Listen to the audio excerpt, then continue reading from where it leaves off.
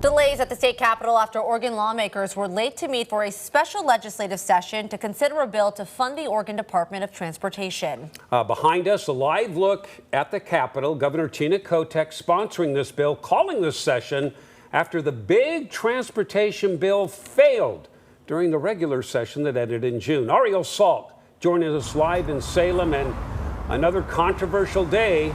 Ariel? Yeah, so the big push was supposed to be in the House today, but not enough Democrats showing up when it was supposed to start at 11.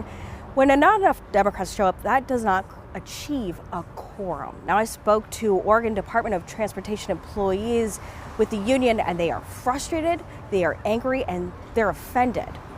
The House wasn't alone. The Senate Democrats failed to get the votes to adopt the special sessions rules because of the 4 members did not show up, were not present. The House was set to convene at 11.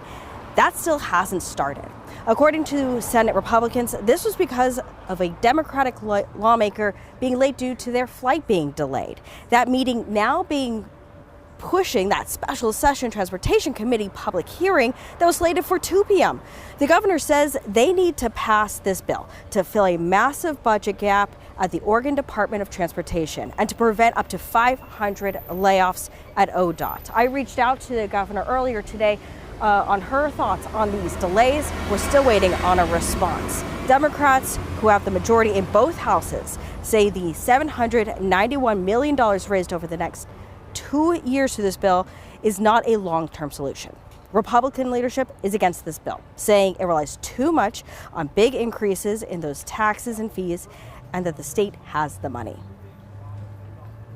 So we're frustrated and we're offended because people didn't show up and do their jobs, and every day workers across the state show up and do their jobs. If they do not show up, there will be lives will be lost. Like people will not go and clear roads during the winter, and people still have to drive on them.